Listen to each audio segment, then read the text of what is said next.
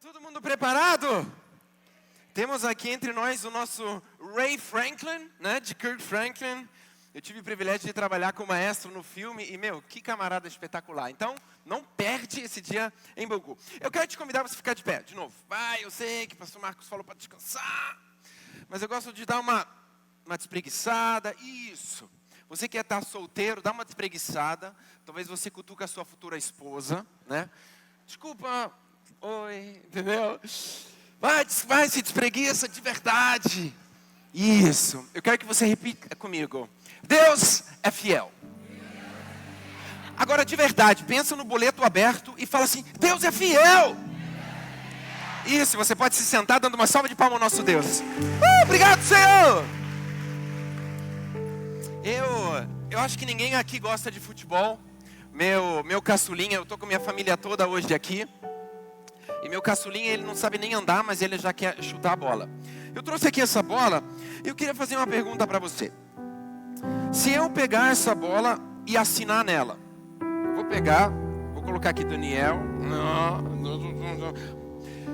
Se você vender ela no LX ou no Mercado Livre, ou talvez num leilão internacional, quanto que você acha que você vai ganhar para essa bola? Uns 10, talvez uns R$2. Mas se Lionel Messi estivesse aqui e assinaria aqui em cima e chutaria o gol da final da Argentina com essa bola, quanto que essa bola não seria leiloada? Daria para pagar os boletos, daria. Aí, eu sei que talvez muitos de nós aqui não somos familiarizados com futebol americano, mas eu gosto muito. Tem Se eu pegasse então essa bola aqui do futebol americano, não vou jogar, fique tranquilo, eu assinaria aqui em cima, né? Jogaria num jogo com essa bola, aí você ia leiloar, talvez eu não ia ganhar nada, porque ninguém procura por uma bola americana no Brasil, né? Tudo bem.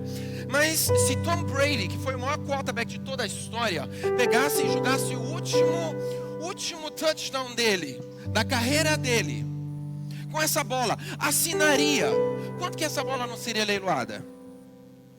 Talvez aqui no Brasil nem tanto, mas nos Estados Unidos por quanto?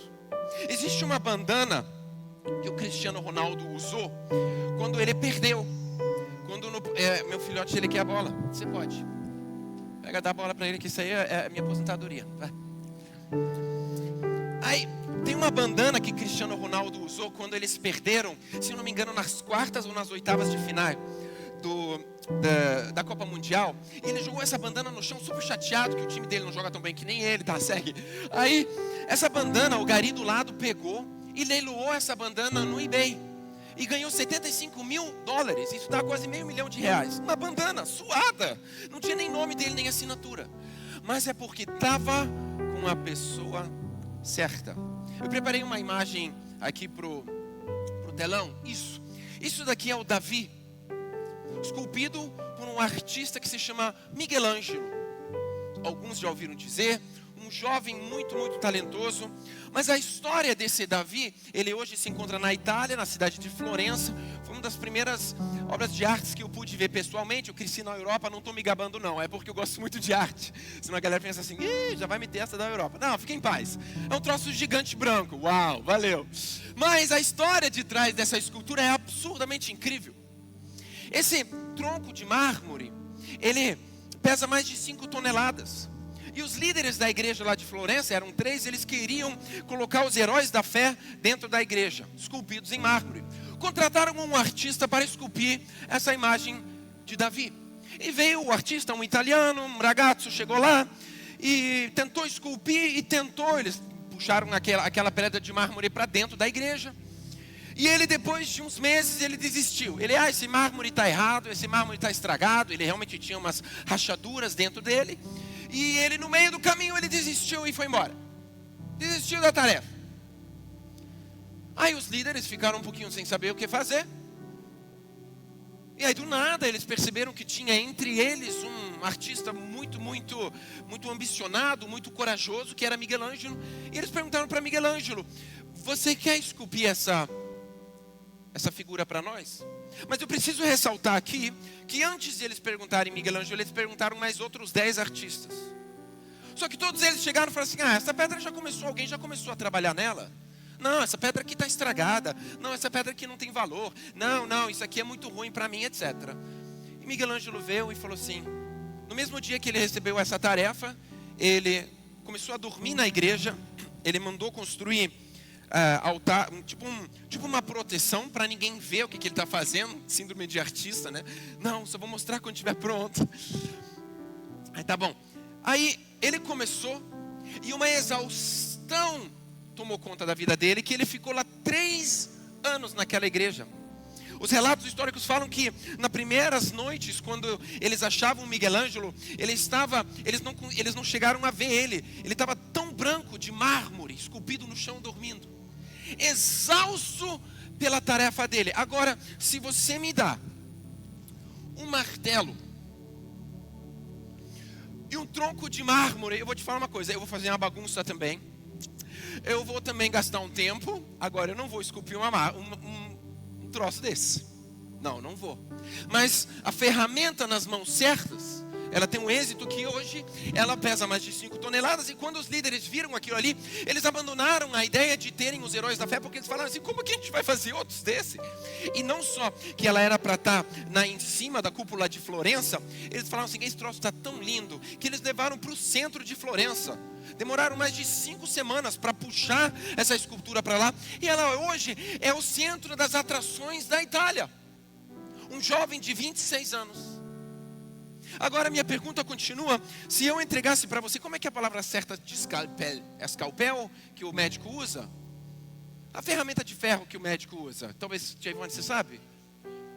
É uma ferramenta lá técnica. Se você me desse essa ferramenta técnica que os médicos usam para uma cesárea, eu não vou falar para não falar coisa errada. Se você me desse aquilo ali, eu no máximo ia cortar uma picanha com aquilo ali. E eu ainda sou canhoto, a minha mãe me vê cortando a carne, ela fala assim, não, isso não está certo, não está funcionando. No máximo que eu ia cortar com aquilo ali era uma picanha. Mas o médico, a ferramenta nas mãos da pessoa certa, ela pode transformar morte em vida. Com a mesma ferramenta. Vou continuar. Se você me entrega uma cetra nas minhas mãos, uma cetra, eu no máximo que eu ia acertar um João de Barro e eu ia ter problema com o Ibama, porque eles estão protegidos. Isso se eu acerto um João de Barro. Mas se você entrega uma cetra para Davi, ele não só acerta o inimigo dele, não, ele muda a história do povo dele. A mesma ferramenta nas mãos da pessoa certa. Agora eu te pergunto, se eu tivesse alguns pregos na minha mão, eu no máximo que eu ia conseguir fazer, eu ia construir uma casinha para um passarinho. Você com alguns pregos, o que você ia fazer? Construir alguma coisinha pequenininha, legal. Mas poucos pregos foram precisos para Jesus mudar a sua sorte e a sorte de toda a humanidade. A mesma ferramenta nas mãos certas. Eu com alguns pregos eu não ia fazer nada mais que uma pequena casa, mas esses mesmos pregos nas mãos de uma pessoa certa trouxeram a salvação para mim e para você e para a sua casa e para os seus pecados e para os seus desafios. Agora eu me pergunto para você, com isso eu quero começar a mensagem que Deus colocou no meu coração hoje. Os seus problemas você tem colocado nas mãos de quem? Não é verdade que muitas vezes nós colocamos a cetra na minha mão em vez de colocar na mão de Davi? Muitas vezes eu coloco a parafernália para os médicos na minha mão em vez da mão do médico. Muitas vezes eu vou usar uma bola, mas na minha mão ou no meu pé ela não tem valor nenhum. Ela precisa estar nas mãos certas. É a mesma bola. É a mesma bola nas mãos ou no pé de Lionel Messi ou do Cristiano Ronaldo. Vai ter inúmeras vezes mais valor do que no meu pé. A mesma bola. É assim com o meu problema com o seu desafio. Não adianta você simplesmente entregar o seu desafio do seu casamento para a sua sogra ou para a sua mãe. Não. Entrega para as mãos certas. Você tem que saber para onde projetar os seus problemas, os seus desafios. E o tema que Deus colocou no meu coração hoje é a montanha do seu milagre. Repete comigo, a montanha do meu milagre. Que essa manhã seja uma manhã transformadora. Eu fui tão abençoado durante o louvor. Quem mais estava sendo abençoado no louvor? Por mim não parava. Falei, segue amor, vai. Estamos aqui. O meu filhote, o Judá, ele dormiu no meio do louvor. Tipo assim, nem chupeta estava com ele. Ele dormiu de tanta presença de Deus. E eu quero falar um pouquinho sobre isso. Quantas vezes nós procuramos dar o nosso próprio jeito nos nossos desafios? Nós tentamos resolver o problema que eu tenho sozinho. Um prego na minha mão faz nada, mas nas mãos da pessoa certa faz tanta diferença. Antes de continuar, eu lembrei de uma história. Eu estava na Alemanha fazendo um impacto, a Marine também estava com a gente lá. E eu estava num ponto, no Marienplatz, é o centro de Munique, e a gente estava fazendo um impacto evangelístico. Foi durante a Copa de 2006, e a gente era muito jovem, né? Uns 100, 200, é isso. Então a gente tinha grupos de evangelismo, fazíamos impacto que nem vocês vão fazer no shopping de Bangu. Então a gente fazia impacto evangelístico e eu era responsável por uma turma de 16 pessoas. A gente estava no centro de Munique e a gente sempre fazia um teatro, uma apresentação musical e depois eu dava a palavra. Aí tá bom, eu lembro muito bem, a gente estava nesse dia, eu já estava fazendo seminário aqui em Belo Horizonte.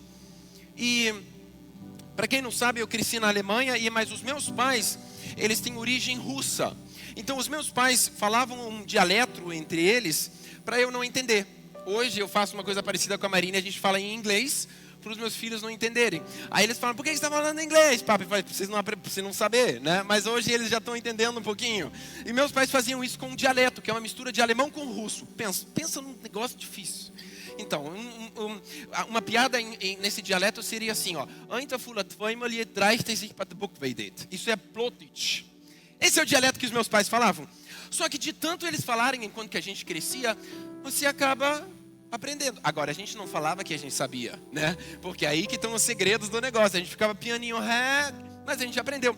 Só que eu não aprendi a falar esse dialeto. É um dialeto muito difícil. Tá bom, certo? Então nesse dia, voltando para esse evangelismo, eu estava lá evangelizando, eu tinha feito o meu jejum e a minha oração. Para você não dormir, sai do zap. Aqui a gente é descontraído, aqui a gente é jovem, aqui tá tudo ótimo. Então vamos lá, eu estava nesse dia lá no evangelismo e eu lembro muito bem que a presença de Deus estava muito forte lá. Uma bagunça louca, os torcedores, os holandeses, na Bélgica, todo mundo cantando. Claro que se tivesse flamenguista lá, ele ia detonar, ia ganhar a frente de todo mundo. Mas a gente tinha outros torcedores lá. E eu sei que Deus estava falando muito forte no meu coração, eu estava sentindo muita presença de Deus. Tá bom, segue. E aí agora eu comecei a pregar e agora Deus colocava uma coisa no meu coração. Ele falava assim, olha, eu quero que você fale poucas palavras nesse dialeto. Aí eu... Não, esse dialeto, eu e meus irmãos, a gente só zoava. A gente zoava com esse dialeto, porque para nós ele não tinha utilidade nenhuma. E aquilo ali, aquele sentimento, ele ficava cada vez mais forte. E quem sabe, quem anda com Deus, quando Deus fala com a gente percebe a diferença. Sabe como é que você percebe que Deus está falando com você? Faz uma prova. Será que o diabo quer que eu faça isso? Ah, Senhor, eu não sei se eu vou dar hoje uma oferta alçada para ajudar um templo. Olha só, o diabo não está colocando esse sentimento no seu coração. Fique em paz. Se você tem vontade de abençoar a igreja mais financeiramente, ou ajudar o pastor Marcos mais, fique em paz, isso não vem do diabo, tá? Isso é Deus te cutucando mesmo. Enfim, é assim essa peneira que eu uso quando Deus fala comigo. Eu penso assim, será que Deus quer que eu pregue num outro dialeto? Ou será que é o diabo? O diabo não vai querer que eu pregue. Então, agora eu estava nesse dilema, porque eu não sei falar esse dialeto, eu entendo ele. Aí eu estava lá falando em alemão, sei lá, pregando aquela pregação evangelística crocante, tentando manter os jovens lá perto e tal. E agora eu estava ouvindo aquilo no meu coração bater. Fala nesse dialeto. Falei assim, gente, licença, olha só. Eu estou com uma ideia aqui, talvez alguns de vocês não vão entender, mas eu estou nem aí, eu vou falar. Aí eu citei João 3,16 nesse dialeto. E comecei a falar assim, olha, Jesus te ama. As palavras bem crocantes, sabe daquela pessoa que aprende uma língua nova? Tipo, minha sogra no inglês, ela fala hello, you. Ou a tia Ivone, a gente estava no México, ela soltava o espanhol dela para todo mundo. Ela, não, quando eu sou trouxe aqui. Então quando a gente aprende uma língua nova, a gente tenta falar o tempo todo. Aí tá bom. Aí agora eu comecei, Jesus te ama, nesse dialeto, ele tem um propósito na sua vida, ele tem um motivo porque você está aqui. E eu agora no meio desse dialeto, no meio desse constrangimento, né? Porque eu estava nos meus jovens, na minha jovem idade, me expondo, tudo bem. Eu vi um casal de idosos se aproximando. Não tinha muita gente lá, mas eu vi que eles estavam prestando atenção. Eu falei assim, ok, certamente eu estou falando com alguém aqui. Pensei, talvez eles entendem esse dialeto, eles têm esse perfil. Continuei falando, concluí em alemão. Eu percebi que no meio dessa palavra curta, mas guiada por Deus, esse casal de velhos, eles começaram a chorar amargamente, de soluçar assim. E a gente que anda com Deus, a gente percebe quando é o Espírito Santo que faz, porque nós somos só obreiros. Eu sempre falo assim, se Deus usou um jumento, Ele tem que me usar também. Então, a Bíblia fala, se eu não vou ser usado, Ele vai usar as pedras. Ele me compara com uma pedra. Então, eu tenho essa obrigação de ser usado por Deus. Então, a gente sabe que quando a presença de Deus ela vem, é porque Deus está fazendo alguma coisa lá. Eu me aproximei a esse casal de velhos e eu falei assim, tá tudo bem e tal. E eles começaram a falar, ou tentavam falar nesse dialeto comigo. Eu falei assim, olha só, vocês falam esse dialeto, como é que é e tal. Eu falava meu dialeto muito ruim.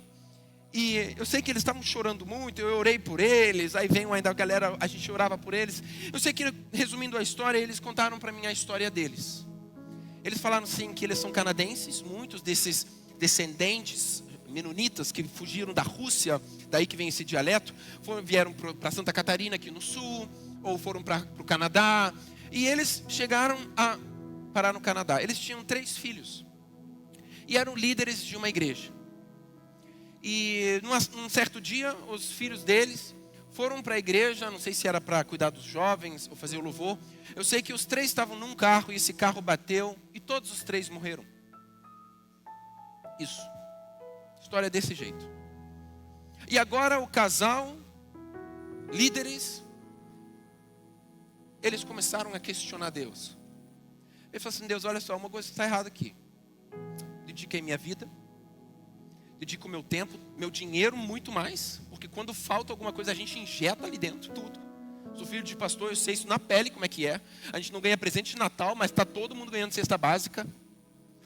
Então, aí eles agora começaram a se questionar, mas não Deus, poxa, mas o que está... E eles agora questionaram a própria fé deles. Eles chegaram a falar assim, Deus, você não existe não. Eu não acredito mais em você. Num piscar de olhos, eles falam assim, não acredito que o meu Deus deixaria uma coisa dessa acontecer.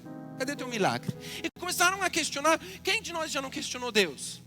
Quando os 2, 3 boletos estão parados, você tem que dar aquele jeitinho para a luz voltar, só que Deus tem poder. A gente começa a questionar Deus, cadê Deus? Mas você não me prometeu? Eu dei a oferta. Eu já me vi questionando Deus, talvez você não, mas eu já questionei Deus várias vezes. Agora essa pessoa, esse casal, eles estavam questionando Deus. Eu vou te falar com razão.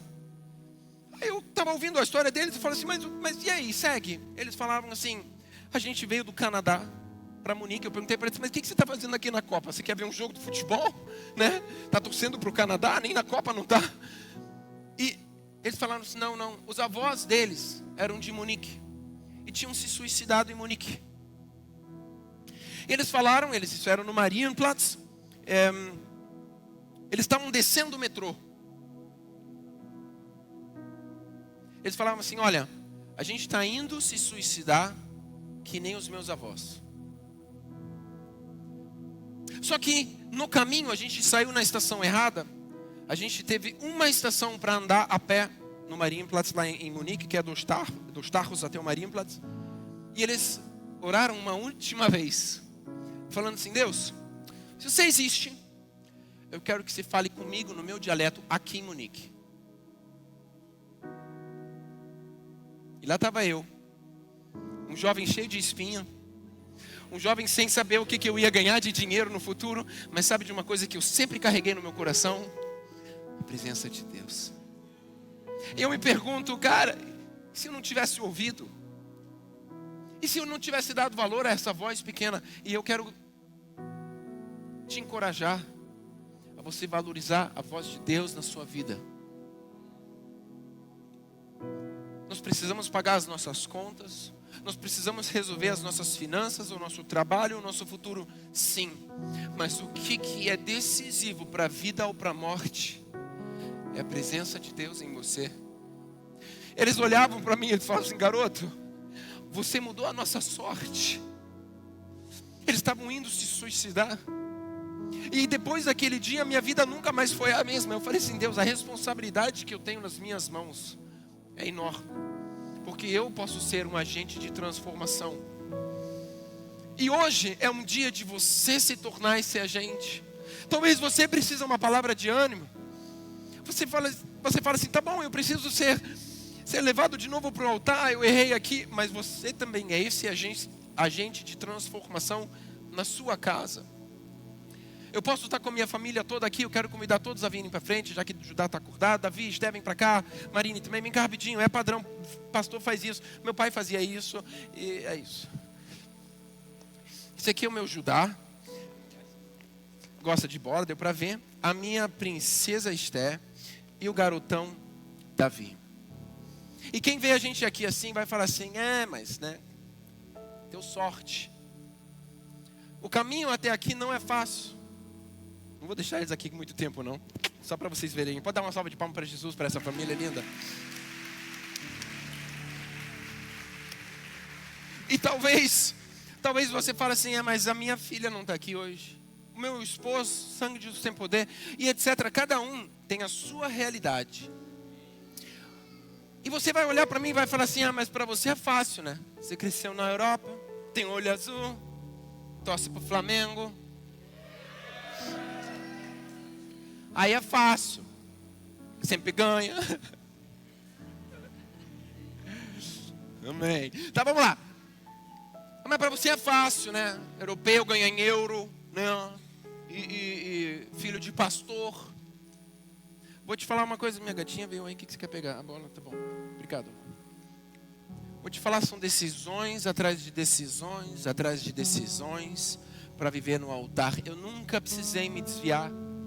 Eu nunca precisei experimentar lá fora para falar assim, aqui fora é ruim, né? Não. Eu desde jovem, eu amava o meu violão, eu amava louvar a Deus. Por consequência, eu fui parar no ministério de louvor. Eu vi tanta libertação que o meu pai fazia, que eu sabia que aquele lá de baixo existe. Então eu falei assim, eu quero andar com o lá de cima. Eu vivia minha vida no altar, mas eram decisões atrás de decisões. Quando fui no seminário, algumas meninas queriam me namorar. Eu falei assim, não gente, não, eu não vim aqui por causa disso. Eu tenho um propósito, eu quero aprender mais de Deus e tal. Tanto que a gente começou a namorar final do seminário, depois de 2 anos. E ela não tinha olhos para mim. Eu só queria saber do louvor dela e de adorar a Deus. E vou te dar uma dica, jovem. Procura alguém que te leva mais perto de Deus. Porque essa ministra que vocês veem aqui, ela é assim em casa. Esses dias eu pedi um amigo meu para ajudar ela, levar ela para São Paulo, que ela tinha uma ministração lá, e o voo, eu não lembro muito bem as circunstâncias, e eu sei que depois dessa viagem, ele me ajudou com isso. Ele falou para mim assim, Daniel, eu fui ministrado na ida e na volta. Essa garota é incrível. Eu falei, eu sei. Procura alguém para casar que te leva mais perto de Deus. Aí você vai falar assim, mas é que você não conhece meu esposo. Então seja você essa pessoa de transformação para ela. Começa você a ser um monte do milagre na sua casa. E sabe, um monte não é um lugar confortável. Eu quero começar a ler um texto com vocês aqui. Em 2 Samuel 24. 2 Samuel 24.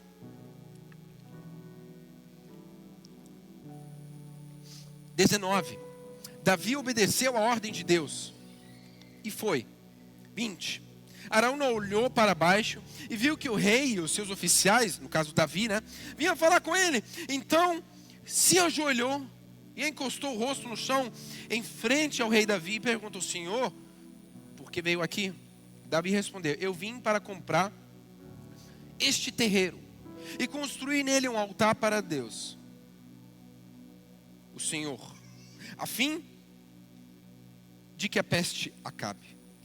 Então Araúna disse, Senhor, pegue tudo que você quiser e ofereça a Deus. Aqui estão os meus bois para ser oferta no altar, e aqui tem isso aqui, e também tem isso daqui, pode pegar tudo. 23. Araúna de tudo isso ao rei lhe disse, que o Senhor, seu Deus, aceite a sua oferta. Mas o rei Davi respondeu, versículo 24, obrigado, eu não aceito. Eu vou pagar tudo isso, porque eu não vou oferecer ao Senhor, meu Deus, sacrifícios que não me custam nada. Até aqui por enquanto. Esse terreiro que a gente lê aqui, a situação é o seguinte, o rei Davi, ele tinha errado. Eu não vou entrar em detalhes qual erro que ele tinha acabado de cometer, Mas com isso estava tendo uma consequência na terra, uma peste, que tinha acabado de matar mais de 70 mil pessoas. E Davi então vem e quer dar um jeito. Então ele sobe nesse montinho, nesse terreiro. Os montes na nossa vida, olha, eu ouso dizer que eles raramente são por agradecer. Minha pergunta para você, eu não sei aqui em Bangu, eu sempre procurava um monte para orar, mas começo a fazer jejum, eu subo um monte para oração, é porque eu estou precisando de um milagre de Deus. Eu falo de mim, da minha experiência, talvez você é mais santo que eu. Mas quando eu subo no monte é porque eu quero casar, porque eu preciso de uma mudança financeira, porque eu quero muito ter filhos, porque eu quero isso e também pensei naquilo. E aí eu estou passando por uma necessidade ou até uma enfermidade que surgiu. Davi não foi diferente que eu e você. Ele estava passando por um período de peste absurda. Estava matando muita gente e o erro era dele. E ele agora teve que subir ao monte e fazer um sacrifício a Deus, porque ele queria pedir perdão.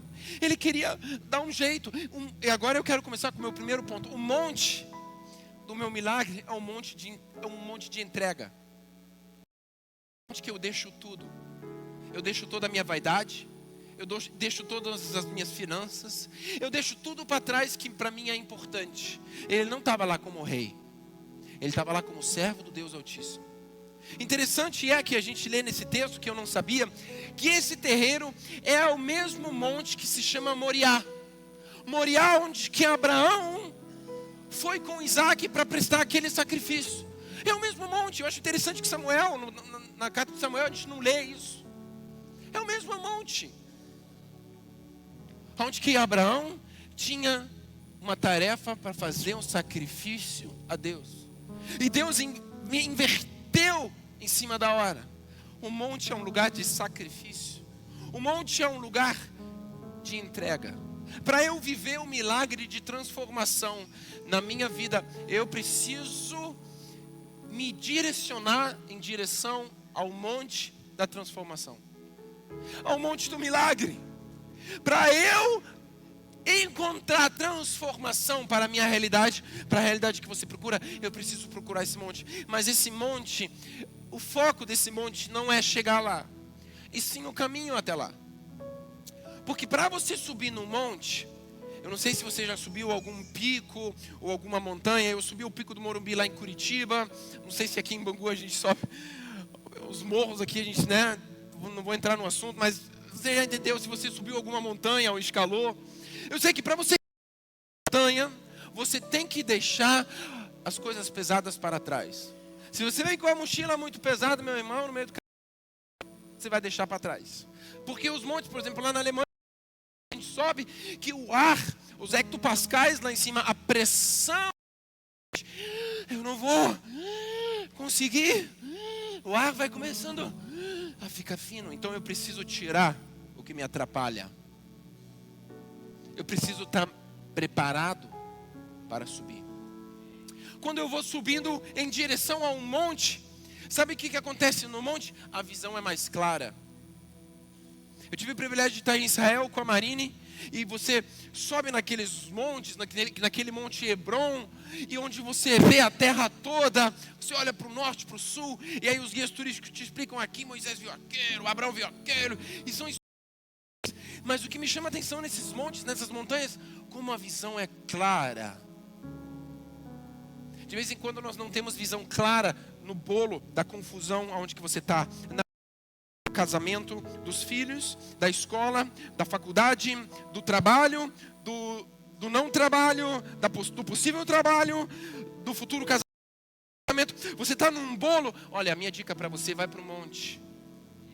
Tire as coisas que pesam e vai para o monte. Davi, ele foi para esse terreiro que diz Samuel, que é o Monte Moriá, e construiu um sacrifício a Deus. E esse mesmo Moriá, nesse monte, hoje, está construído Jerusalém. O templo está em cima desse monte. Sabe por quê? Porque os montes se tornam marcos na nossa vida. desafio, eu não sei em qual área, porque todos nós passamos. Talvez é na tua saúde, nas finanças, todos nós temos desafios. Nós precisamos encontrar esses montes na nossa vida, porque esses montes, eles se tornam um marco para a sua vida toda. E chega a ser tão forte que você não quer sair de lá nunca mais. Por que você está sendo o último a sair da igreja? Eu não quero sair daqui. Por que você é o primeiro a chegar? Eu não quero sair daqui. Você é o último a sair da célula, você é o primeiro a vir, você sempre serve todo mundo. Por quê? Eu não quero sair. Os montes da minha vida, onde que eu percebo, presencio a presença de Deus verdadeira, onde que eu me arrependo, onde que eu peço por mudança de comportamento, onde que eu ofereço a Deus os meus desafios, e aqueles desafios que ninguém sabe.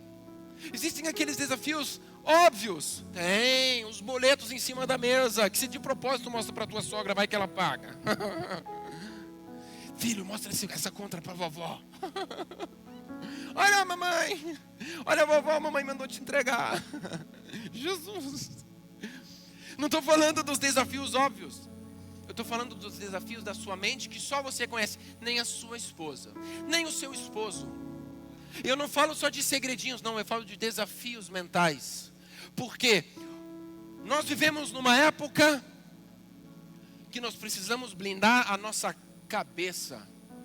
E o que Efésios diz? A armadura é o capacete da salvação. Você precisa trazer à sua memória que Jesus Cristo te salvou. Fala assim: Jesus Cristo me salvou. Faz de conta que Jesus Cristo acabou de fazer um gol pro Flamengo. Jesus Cristo me salvou. Isso, todo o resto não tem importância. Se você tem alguns pregos na mão, meu irmão, você vai construir uma casinha, mas Jesus Cristo te salvou. Ah, eu errei aqui. Ele não veio para os curados, ele não veio para os milionários, ele veio para seu desafio.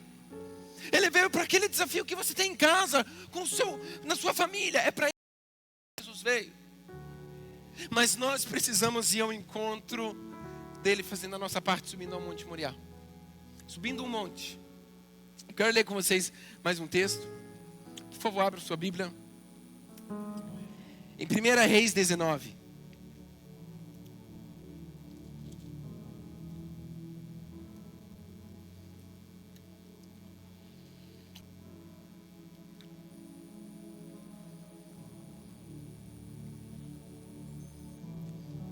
Primeira Reis 19. Você precisa entender o seguinte: que a montanha ou o monte da sua vida, por que ele é importante? Porque quando a gente tem uma experiência com Deus, eu me refiro a esse monte com experiência com Deus. Quando você tem uma experiência com Deus, quando você vivencia Deus, todo o resto perde importância. Quando você vivencia e tem uma vida com Deus de verdade, um encontro onde que você é batizado no Espírito Santo, onde você tem uma experiência XYZ, sua vida nunca mais é a mesma. Esses montes, eles são importantes porque eles não são para o andar, para o dia a dia, para os desafios. 1 Reis 19, eu quero ler a partir do versículo 19. Elias saiu e encontrou Eliseu, que estava arando a terra. Arrando, isso? Arando, estava certo. Na frente dele iam 12 pares de bois. Repete comigo, 12 pares. Ok? E ele estava arando como o último par. Elias passou perto de Eliseu, jogou a sua capa por cima dele. Então Eliseu largou os seus bois, correu atrás de Elias. Até aqui. Ok, arando, essa é a palavra. Eliseu, o profeta. O que Eliseu, o profeta, estava fazendo? O que eu acabei de ler? Pensa. Ele estava o quê? Arando. Eliseu, o futuro profeta, até agora não era, ele estava arando. Ok? Com quantos bois? 12 pares. Isso dá quanto? 24 bois. Você consegue imaginar essa situação? Ok? Vamos pegar um campo e vamos colocar lá 24 bois. Ok? E agora, Eu não sei como é que eles faziam nessa época, como é que eles aravam, como é que eles capinavam aquela terra toda. Eu sei como é que funciona hoje, aquelas máquinas loucas, mas para você ter 24 boi, era um negócio, talvez uns negócios embaixo que abria, e agora talvez ele ficava lá atrás, no último, e chacoteava. Não sei se em boi a gente chacoteia, se eles vão, se tem um cachorro que orienta, eu não sei. Eu sei que a situação não era cheirosa. Não era cheirosa. Ponto número 2. Que tipo de cara era esse que um camarada estava cuidando de 24 bois? Ele estava atrás com o último par. E se fosse eu sempre trago, né, para a nossa cabeça de Hollywood, para a nossa cabeça de cinema, de séries. Eu fico pensando, eu estaria assim com um pé num boi, outro pé no outro boi, com os chicotes, vamos! Saca? De regatinha, ouvindo meu louvor aqui, vamos lá! Tipo bonanças, não são da época de bonança, talvez alguns. Enfim, eu consigo imaginar uma situação assim. Eu não acho que ele estava sentado numa cadeira, andando com 24 bois. Eu acho que isso é fisicamente não provável. Eu acredito que ele estava bastante engajado, bastante envolvido. Era um atleta, tinha uns bíceps tipo o nosso maestro Ray, entendeu? Vamos lá cantar mais alto. Vocês ali, mais algodão. Tô brincando, cara. Eu falo assim, cara, eu quero ter esse shape, irmão. Mas eu consigo imaginar que o profeta Eliseu, ele estava num shape bom para cuidar de uma coisa dessas. Fraquinho não era, mole não era. Agora a minha pergunta é, o que ele perdeu naquela terra? Sabe o que eu acho? Eu acho que o pai dele era fazendeiro. Tem lógica, né? Tem lógica, não tem? Por que ele estava capinando terra? Por que ele estava em cima de uns bois? Tanto que quando ele fala com Elias, ele fala assim, deixa eu me despedir do meu pai. Então, certamente, família de... Ele não estava cumprindo o propósito dele. Ele estava cumprindo a ordem ou o propósito, um sonho de alguém outro. Primeira dica, você precisa viver o propósito de Deus na sua vida. E não o que mamãe e papai pensam. Eles são ótimos para me orientar. Mas Deus tem um propósito que vai muito além do que aqui e agora. Nada contra. Nada contra ele cuidar lá do terreno. Nada contra. Mas não era o que Deus tinha para ele. Ou é o que Deus tinha para ele? Não. O que Deus tinha para Eliseu era em muitas vezes maior. Muitas vezes. E sabe o que eu acho interessante? Quando o homem de Deus, ele recebe o chamado de Deus na vida dele, sabe o que ele faz? Ele larga tudo e vai. Quando você vê o chamado de Deus na sua vida, quando você vê, opa, a pessoa larga tudo e vai. Esse é um grande diferenciado de grandes homens de Deus. Eliseu, ele estava naquela situação, a hora que ele ouviu o chamado de Deus, ele falou assim, fui. Agora eu fico me perguntando, que camarada era esse? Eliseu era diferente, né? Não conheço a história de... Samuel já estava desde sempre lá na casa do altar, né, de Elias, cresceu lá. Eu conheço a história dos outros profetas, tal. Mas essa de Eliseu, que ele estava lá cuidando de tantos bois, eu achei legal. Eu achei, falei assim, poxa, que temperamento desse cara. E quando a gente for continuar a ler,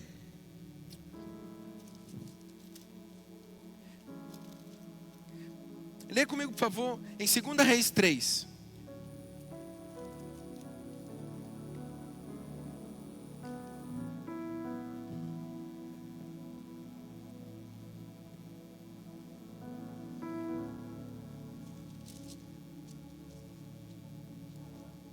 Eu não vou ler tudo, não. A situação aqui agora é o seguinte. Um dos reis, eu não vou citar os nomes todos não, porque a gente não está no EBD, ok? Mas são 3 reis que se juntaram. Sendo que 2 não estavam seguindo mais ao Deus de Israel e um estava. O principal que fez uma guerra contra os inimigos deles, juntou os 3 e foi fazer guerra. Só que o principal não estava seguindo a Deus não. Mas a reputação do Deus Altíssimo ainda estava lá, pairava. Ok. Só que agora eles começaram a perder a batalha. Eles começaram a perder a batalha. E aí, o que a pessoa faz quando ela não tem solução? Ela vai para o monte. né? Ela vai buscar Deus quando não tem dinheiro, quando não está engravidando, quando não tem recurso, quando as finanças estão ruins. Aí a gente, eu ia para a igreja. Puxa, verdade, me convidaram muito para ir na Nova Vida de Bangu. Agora que tem um desafio, agora eu vou. Aí ele vai. Tá bom, então os reis lembraram, e é a partir daí que eu quero ler, versículo 11. O rei Josafá perguntou: vem cá, existe aqui algum profeta de Deus? Do Senhor, para que consultemos o Senhor por meio dele? Aí um oficial do exército do rei Jorão respondeu, que é o outro rei, eram 3 que estavam lá. Respondeu: sim, Eliseu, filho de Zaf, está por aí. Fala comigo, está por aí. Minha pergunta, o que um profeta está fazendo no meio de um exército? Ele estava pronto. Eu acho que Eliseu estava pronto para lutar. Eu acho. O que ele estava fazendo no meio de 3 exércitos? Um profeta. Por que ele não estava fazendo algum pão com azeite? Sempre quando eu lembro de profeta, eu lembro de pão e azeite. Tá, segue. Ele está por aí. Mas ele estava pronto. Ok, segue. Ok. Ele era o ajudante de Elias. Ele é profeta e diz o que o Senhor manda, disse o rei Josafá. Ok, então, os 3 reis foram falar com Eliseu, olha que chique. Mas ele disse ao rei de Israel, que era aquele que não estava seguindo a Deus: o que eu tenho com você ou com isso? Vai falar com seus profetas aí, que seu pai e a sua mãe consultavam. Ele quer dizer não profetas, ele estava querendo profetas errados, né? Aí Jorão disse: não, pois foi o Senhor que nos entregou os 3 reis ao rei de Moabe. Eliseu disse: eu juro por Deus vivo. Tá chateado. O Flamengo acabou de perder, tá atrapalhado a vida. Juro por Deus vivo, Senhor Todo-Poderoso, a quem eu sirvo, que se eu não respeitasse o seu aliado, no caso aquele lá, o rei Josafá de Judá, eu não daria nenhuma atenção ao Senhor. Olha só, cheio de temperamento. Tem que entender o seguinte: 3 reis de 3 reinados. Vem um cara que estava por aí. Ele fala assim: olha, o que eu tenho com vocês? É muita identidade. Para você viver o que Deus tem para você, você tem que ter muita identidade. Não significa ser de qualquer maneira, saber quem você é. Não, e se vocês aí servem o Deus errado? Não, me pergunta teu Deus. Segue. Agora, me traga um músico, vamos adorar. Porque aqui temos primeiro expulsar esse ambiente aqui, tá bom. Aí agora Eliseu se deixa usar. Ele estava por ali pronto. Ele estava pronto. E eu quero continuar com o próximo texto. Eu não vou me estender muito não, mas eu quero chegar no ápice do negócio. No capítulo 4. 2 Reis, capítulo 4. Certa mulher que era viúva de um dos membros de um grupo de profetas. Repete comigo, grupo de profetas. Foi falar com Eliseu e disse: quem? Foi falar com quem? Eliseu, é ele, está na área. O meu marido morreu. Como o senhor já sabe, ele era um homem que temia a Deus. Repete comigo, ele era um homem que temia a Deus. Perguntinha rapidinha, por que ela não falou assim: olha, nós somos uma casa que serve a Deus? Ela fala isso? Ela fala assim: a gente servia a Deus. Não, o que ela fala? Ele servia a Deus. Segue. O Senhor, mas agora um homem a quem ele devia dinheiro veio para levar os meus filhos, a fim de serem escravos. Como pode? Com o pagamento da dívida. Eliseu perguntou: o que eu posso para você? Fala logo. O que você tem na sua casa? Olha, eu não tenho nada, a não ser um jarro pequeno de azeite, respondeu a mulher. Eliseu disse: vai pedir que aos seus vizinhos lhes emprestassem muitas vasilhas vazias. Depois você e seus filhos entram em casa. Você e quem? Entram em casa e fechem a porta. Entra em casa e fecha a porta. Sabe o que eu vejo aqui? Um monte. Ela e os filhos dela no secreto. Segue. E comecem a derramar azeite nas vasilhas. E vão pondo de lado aos que foram ficando cheias. Então a mulher foi para casa com seus filhos. Fechou a porta. Pegou o pequeno jarro de azeite e começou a derramar o azeite nas vasilhas, conforme os seus filhos iam trazendo. Quem ia trazendo? Quando todas as vasilhas estavam cheias, ela perguntou se havia mais alguma. Não, essa foi a última, respondeu um dos seus filhos. Então o azeite parou de correr. Ela foi e contou ao profeta Eliseu até aí. Estou falando desse mesmo Eliseu que estava pronto arando. Pouco tempo depois, ele estava pronto, em meio a um exército, mesmo inconformado com a situação, mesmo inconformado com o rei dele. Quem está entendendo o que eu estou querendo dizer? Mesmo inconformado com o que a sua nação estava vivendo, ele estava o quê? Dormindo, vendo Netflix ou estava pronto? Ele estava em casa ou estava pronto? Ele estava no meio do exército. Estava tudo certo que o rei dele estava fazendo? Estava nada. Tanto que ele estava chateado. Vai lá, pergunta aos seus amiguinhos lá que sabem tudo. Agora precisa do Deus vivo. Ele estava pronto. Eu e você, nós precisamos estar pronto. O desafio bate na porta da sua casa, seja você o agente de transformação. Nós homens precisamos parar de ai, me cotei. Ai, amor, me cotei. Virar homem, rapaz, você está no Rio de Janeiro, cara. Nós precisamos voltar a ser essa pessoa em casa. E eu falo de experiência. Eu cresci numa cultura completamente diferente da minha esposa. A minha esposa, ela, por falar nisso, ela nasceu em Bangu. A gente estava fazendo alguns documentos lá e a gente, olha, é cultura muito diferente. E eu muitas vezes me via reclamando de coisas que são meu papel. Então eu mesmo disse a mim mesmo, chupa essa manga e para de reclamar. E resolveu um monte de coisa.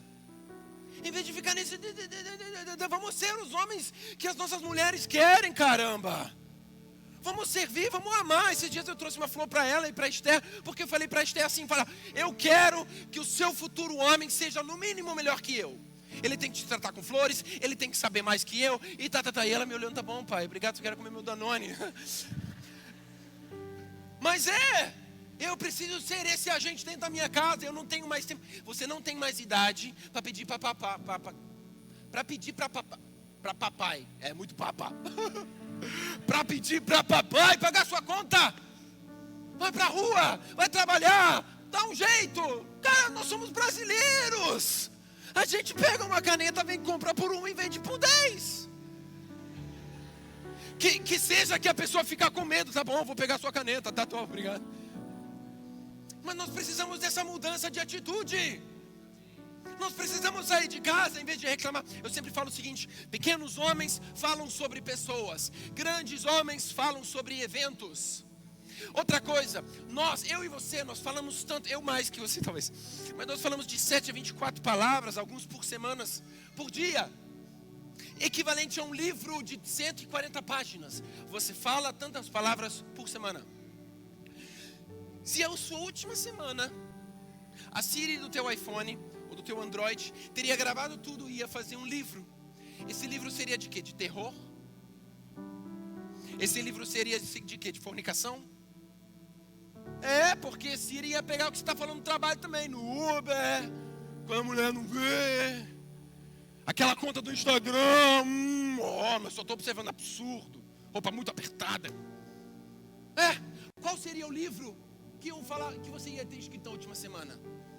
E aí você pergunta por que a sua vida não está dando certo. Irmão Thomas, primeiro você tem que ser certo.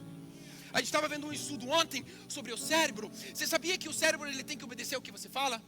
Se você fala para o teu cérebro que você é bonito, o seu cérebro vai começar a desenvolver que você é bonito, porque ele tem que te obedecer. Mas falta você saber disso. Falta você se olhar no espelho e falar, você é bonito. Você talvez vai falar assim, mas eu estou mentindo. Não, eu estou falando de profetizar. Você é incrível, você é homem de Deus, você vai dar certo.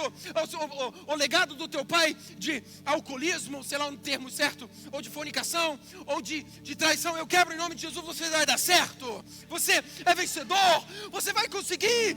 Deus é comigo, aleluia, amém. Você precisa falar para o seu cérebro e não esperar a testosterona subir. Eliseu estava pronto. Estava injuriado, mas estava pronto. Agora ele me vem para uma casa de uma família onde que o marido morreu.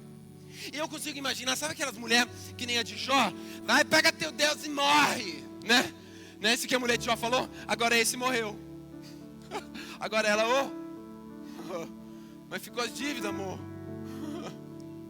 Agora a garota, eu não acho que ela se vê como servo de Deus Altíssimo, senão ela teria se colocado em primeira pessoa também, né? Nós servimos a Deus, eu minha casa, tem uma migalha para nós. Não, ele era servo de Deus.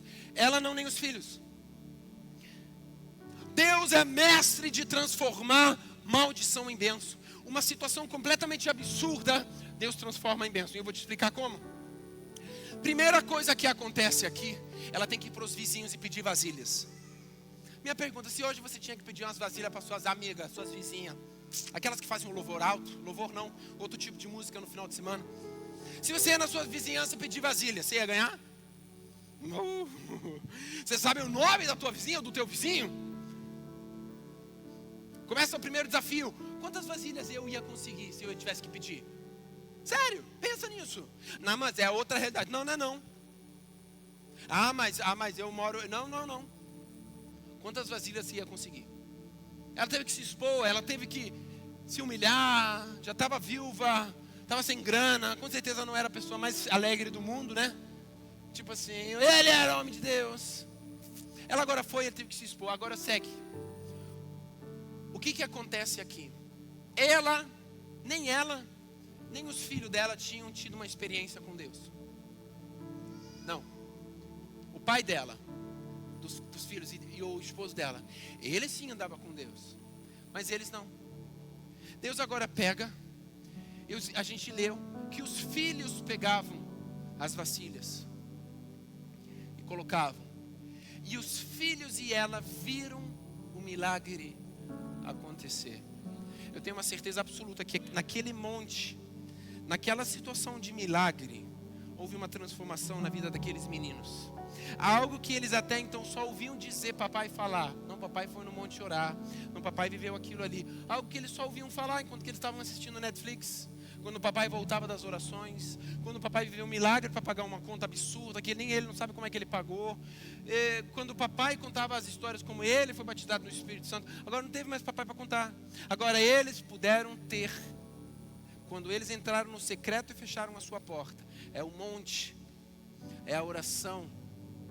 Sabe o que eu preciso para mudar a minha vida familiar? A minha vida conjugal?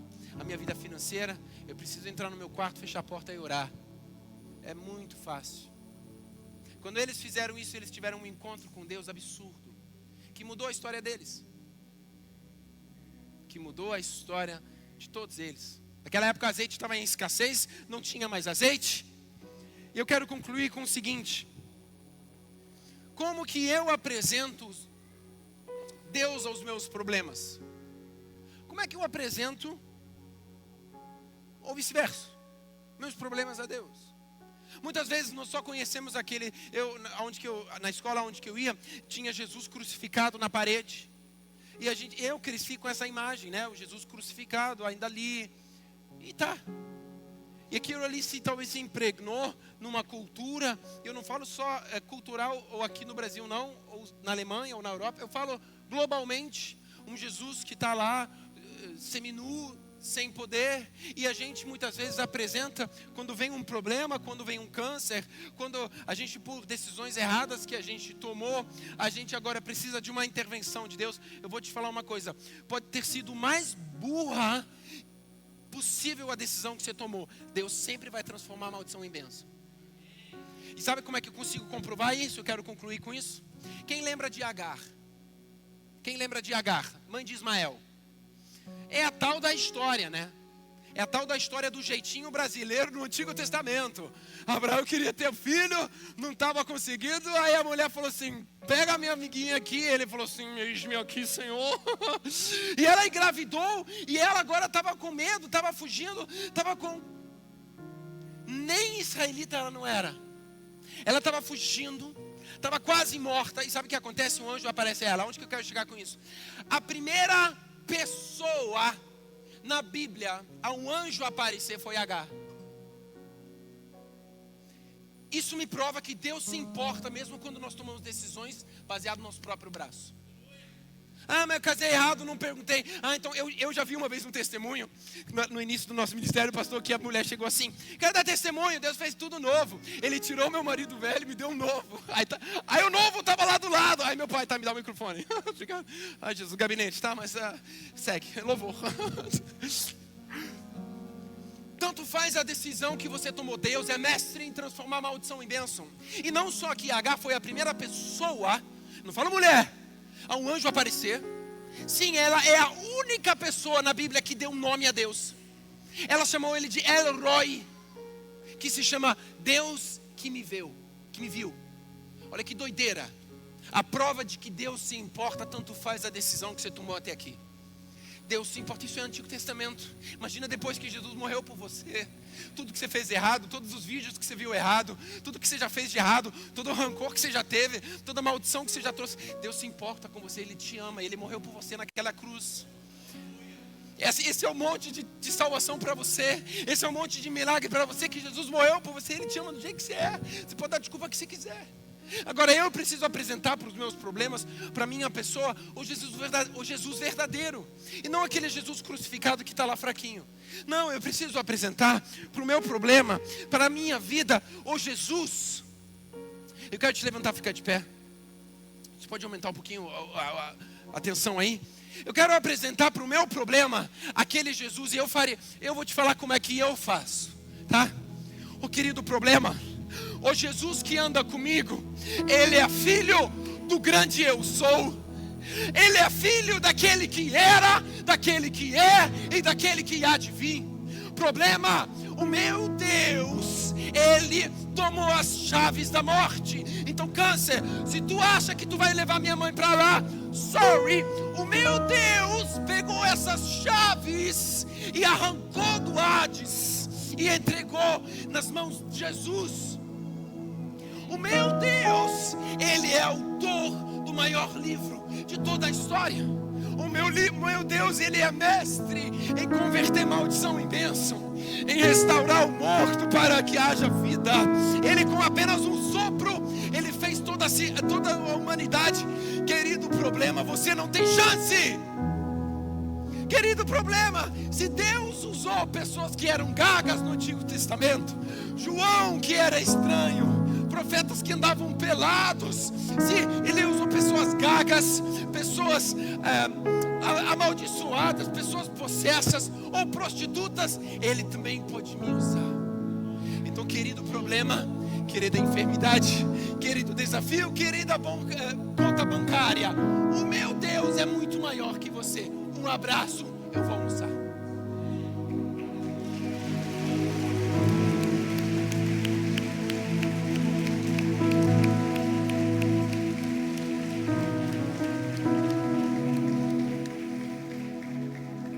O meu Deus é maior. Fala comigo, repete comigo. Meu Deus é maior. A bênção de Deus sobre a minha vida é maior que o meu desafio. Entenda uma coisa.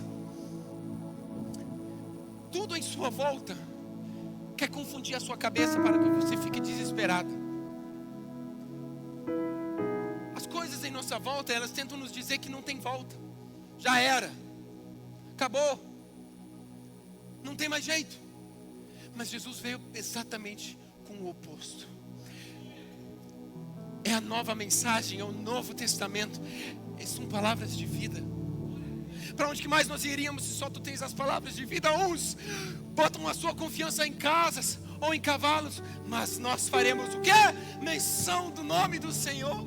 Agora, quando a gente bota a nossa confiança no dinheiro e o dinheiro acaba, a gente fica desesperado, também fico. Também fico. Mas quando eu projeto a minha esperança em Deus, a minha expectativa em Deus, quando o meu monte é a oração, é a vida com Deus, esse monte Moriá vira o templo da minha vida. No mesmo monte onde que Abraão era para sacrificar Isaac, nesse mesmo monte Jesus se sacrificou por mim e por você. Sabe onde que Jesus morreu? Numa cruz, no Gólgota, que é um monte. Hoje Moriá tem o maior reserva de água, onde que a profecia diz que vai inundar o vale em volta de Jerusalém. É debaixo daquele monte. Esses montes, eles se tornam marcos para a nossa vida, para o nosso casamento, onde que você vai chegar e dar testemunho e falar assim: pastor, a minha vida estava um bagaço, Eu estava muito fundo no pecado, na dívida, mas quando eu entrei no meu secreto, eu procurei um monte de Deus na minha vida. Quando eu procurei realinhar minha mente, profetizando vida, profetizando vitória, buscando me realinhar minha cabeça, eu entendo como Deus mudou a minha história. E por isso que nós estamos aqui, fazemos o que a gente faz. A gente dedica a nossa vida no altar. Minha juventude eu dedico no altar. Desde aquele dia que eu falei naquele dialeto muito louco, eu dedico a minha vida no altar. Sabe para quê? Para te falar que há esperança. Eu sou prova disso. Que a minha família está aqui. É porque eu falei assim: Deus, eu quero viver em santidade. E casei virgem. Uma coisa ridícula, que uns falavam assim: ah, será que você atira para o lado certo? Eu falei assim: eu tenho certeza para qual lado eu atiro. Mas é decisão atrás de decisão. Então não é só cegar no monte, é o caminho até lá. E Jesus não falou que esse caminho ia ser fácil, mas Ele falou: vinde a mim, vós que estáis cansados e oprimidos e sobrecarregados. Ele não falou: vinde a mim os milionários, os jogadores de futebol. Ele falou: vinde a mim, vós que estão cansados e oprimidos e sobrecarregados. E a minha pergunta para você: quantas noites de você tem sido sobrecarregado? É para você que Jesus veio, para mim. Ele fala: vinde a mim, tomarei a vossa sobrecarga e vos darei descanso.